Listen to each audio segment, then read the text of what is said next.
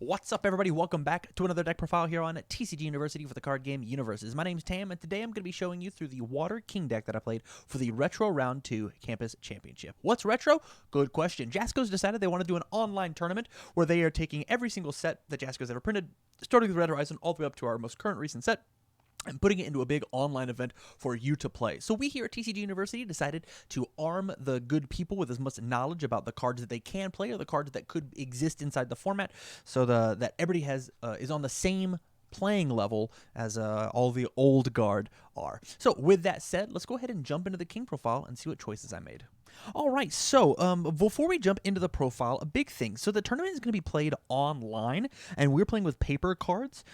So we do have a couple of proxies, but don't worry about the cards that you need, because once again, it's all online. It's going to be on an online client, so you'll be able to play whatever cards that you want to. So with that, we do have a couple proxies, and they will be up on screen for your viewing pleasure. So King, what does King want to do? Well, this King deck is really interesting, and it wants to play around her response of stuffing cards in the card pool. I wanted to see just how many cards I could get into my opponent's card pool on a turn that mattered and just make their life miserable. And so the first form, Gain of Vitality, is neat, but what we really want to play for is that response after I play a kick. I'm going to get stuff a card in the card pool and then commit. My attack is going to get real big for each card in your card pool. Normally, it's going to be on your turn. I actually do want to talk about the first form, though. So the way that the first form works is first form, gain 1 Vitality. And then if you're at maximum Vitality, increase your Vitality by 1. So let's say that I start my turn at 19, and my max is 19. If I use my first form, I can gain my Vitality. I can't go above 19, but then my max increases by 1 going to 20. On the next turn, if I have not taken any damage, I can first form, gain 1 Vitality going to 20, and then increase my Vitality up to 21. And I can constantly hit this stagger step of increase plus, increase plus, increase plus. And so I can constantly just increase the absolute maximum number of Vitality I have, depending on how well my defenses are or how slow my opponent decides to play. Really interesting stuff, and can sometimes be misleading if not explained properly. So with that said, let's go ahead and just jump into the deck profile and see what crazy choices I had. So the first kick that we're going to talk about is Scratch Glissando. This card is absolutely insane inside of Standard, and it's even nuttier inside of Retro. So it is a kick, it is a reversal, and so with Scratch, I'm going to add a card in the card pool, and with King, I'm going to add a card in their card pool, not to mention they already have a card in the card pool, so it's essentially Breaker 2 for the rest of their turn. Not to mention it's going to be extra damage, and with King, at minimum, I'm going to give it an extra +3 damage. So a 4 low for 7 on the reversal that Breaker 2s them for the rest of their turn is absolutely nothing to sneeze at. Not to mention, it can debuild one of their foundations by debuilding one of my foundations, just like we do have ways to combo into this kick. Super relevant, great blocks, one of the most potent usable cards inside of this deck. In the same idea as Scratch, we've got 3 Trapshot. This card is once again a kick reversal, so it responds with kink. And it says, you commit cards depending on if this thing does damage equal to the number of cards inside of your card pool. And so if I play my reversal, you already have 1 card in your card pool because I've played a reversal, and then respond with king, stuff another one. If it hits you, I essentially stun 2. Not to mention, whenever we get to the late game, this thing does have multiple 3. Yeah, they're only 2 damage, and they don't get enhanced steps. But if you're sitting at 6 Vitality, you kind of actually have to deal with every single one of these, meaning that more cards get in your card pool, meaning I'm just ending your turn a little faster, and so I can make a big push on my turn. I will say, though, when I made this deck, I did not realize this was a 2-check, and so you do have to be careful whenever you play your cards, because we are playing quite a few 2s in this build. On to the big attack we get to play on our turn. We're playing a Tornado Kick 95. This card just gets +2 damage for each card in my opponent's card pool. Attack, foundation, whatever. I'm just going to smack you up with Tornado Kick. In addition to that, this gets +2 for every card. This is an extra one. And so this is our main big swingy kill condition. And it does only have 4 speed, but you have to remember that with cards in my opponent's card pool, it does make their block math a little harder. It's block mod plus cards in card pool equals that check. And so this card can certainly end games, especially they can end games very early. Onto the non-kick cards, we've got Double Precise Blow, which is just King's response at block speed. So I respond after I block with it, I add the top card in. The ceiling is fine. especially if I do want to play reversals. But like a Precise Blow into Scratch into King is stuff 3 cards in their card pool. One with Precise Blow, one with King after I play the Scratch, and then one with Scratch itself. And so if I get this turn off with King, man, their turn is over. They just don't get to play cards anymore. They're especially not going to be, especially if they block the attack.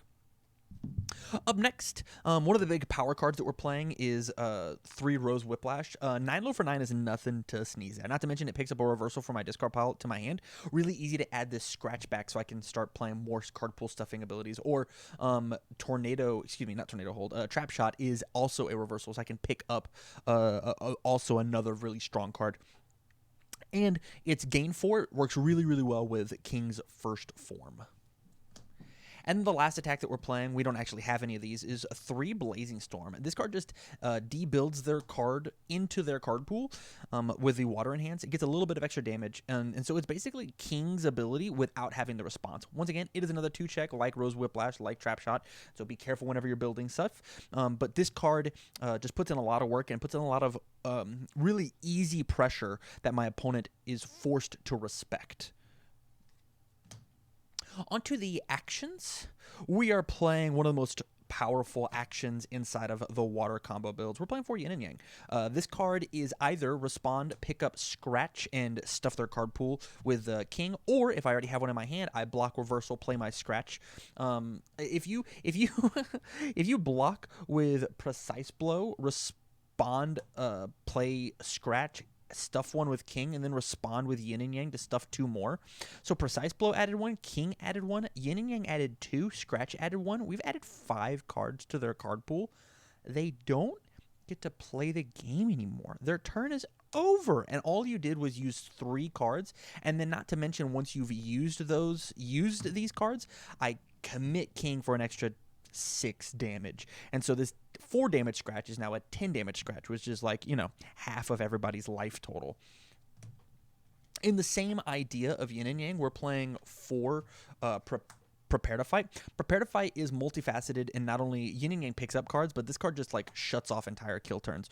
I think multiples are going to be absolutely nutty inside of the retro format, and so if I were to play in the retro tournament, I would play at least 2 Prepare to Fight in whatever deck I could possibly play, as long as I've got the symbols. I have to be able to deal with really strong multiples. Not to mention, off-zone attacks are going to be very good. The breaker's very good. But the main reason we want to play this is on our kill turn. If I've got a couple Prepare to Fights in my hand, it's as good as 1 Yin and Yang. I'm going to toss a couple cards up into my card pool. You're going to toss a couple cards up into your card pool. But it doesn't matter because this is my last attack, and I'm going to hit you for 1,000,000 damage with King. The one asset that we're playing is we're playing 1 Sugar and Spice. This card just says form commit. Your opponent chooses a foundation, put it in the card pool. Some of our Lily stuff has to specifically use foundations in order to work. And so whenever we play with King, they're pretty much always going to pick attacks or foundations or assets. They're not going to be picking foundations because of the card choices that we have. Not to mention, it's a form and not a first form, so it doesn't clash with King's gain vitality ability. I know that's not what we're really going for, but being able to just to gain 1 or increase my gate by 1 is relevant enough to want to keep that option open. On to the foundations. The first section that we're going to go through is the aggressive foundations. We're going to play 3 Muay Thai Prodigy. This is just another enhance on King. Enhance, commit, my attack gets damage equal to the number of cards in your card pool. The same thing with King's Enhance. It is playable on either player's turn, as opposed to the obviously better card, Champion of Combat. Champion of Combat does the same thing, Enhance, commit, but instead of just getting damage, it also gets speed equal to the number of cards, but it's only playable on our turn. I think it's a totally fair trade-off. This one is both players' turns, this one's just mine. So having both out means that on my turn, I'm just going to murder you with 1,000 damage. Up next, we're playing Double Juggle. This is one of those Lily cards that I was talking about. This card honestly shouldn't be in the deck, but I just wanted to try it and at least showcase it. It's just a free enhance that says +1 damage, only playable if there's a foundation in my opponent's card pool. This card's in here because I was actually afraid that I wasn't going to get quite enough damage out of my attacks, and so a couple free +1s might be worth it in the long run if my opponent is afraid to block. I was afraid because I've never played with King before. I was afraid if my attacks weren't threatening enough, they weren't going to put cards in their card pool so that I could make a big swing on King. Up next, we're playing double Ridding the World of Outsider. Absolutely amazing for a reversal deck. It telegraphs a little bit because, hey, my reversal on your turn is going to get 2 extra speed, 2 extra damage. But then when you do play it, it is 2 extra speed, 2 extra damage, and then more damage off of King. Not to mention they have cards in their card pool. It's just a really usable, versatile tool in order to push reversal damage through. In the same way of Into the Sunset, Enhance Commit +1. Your attack gets a speed for every foundation in your opponent's card pool. That's the main reason this card was in here, but the Desperation Enhance was way more useful. Commit, I get to choose and commit a card and commit a foundation inside of their staging area. On to the flow cards. We've got one Fatal Disagreement. This card is a first form, and it does clash with King, but that's okay. I pretty much only use it on my kill turn of first form, commit, add a card in, and then to start responding with King. But this is more importantly for if I need to make my kill turn happen. There are some cards in the game that, discard cards from the card pool. So I'm going to flip Fatal Disagreement and have you stuff that card back in. I need a card in your card pool in order to make my cool abilities work. Well, it's for sure at least one's going to stay in there, even if you try to get rid of it. We're playing 3, a new master. This card is very, very strong. It's really good in Standard, and it's super good in King.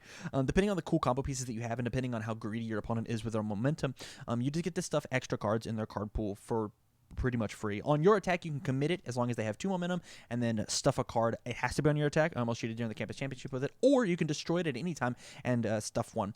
One big thing of note is this card says that I get to pick, as the player, as King, I get to pick which momentum it is. So as long as I can keep track of which momentum they have, there's so many really good momentum regens in the game. Surveyor is one of the best cards in the retro format, and so if I can keep track of where their momentum is, I'm going to keep them off of the good cards that they want to reuse over and over and over again with stuffing it into the card pool.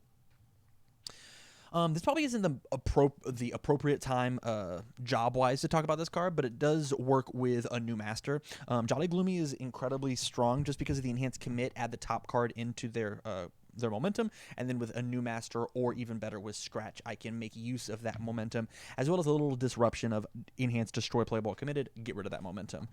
If my opponent is playing some big momentum generation deck, it's a little bit of help in order to try and tame that beast. Next flow card is One God of Thunder. As a character that wants to block and then play a reversal, I have to spend a lot of resources making sure that I can make my checks happen, as well as the best part of my card says response check a 5. If I check a 4, I have to commit extra cards in order to do that. And so a playable while committed, destroy a committed resource to ready one back up is incredibly useful when it comes to making sure that I can, 1, have survivability, and 2, push and make my game plan happen. Up next, we've got Triple Design for Combat. This is just flip, discard a bad card, hopefully draw a better card.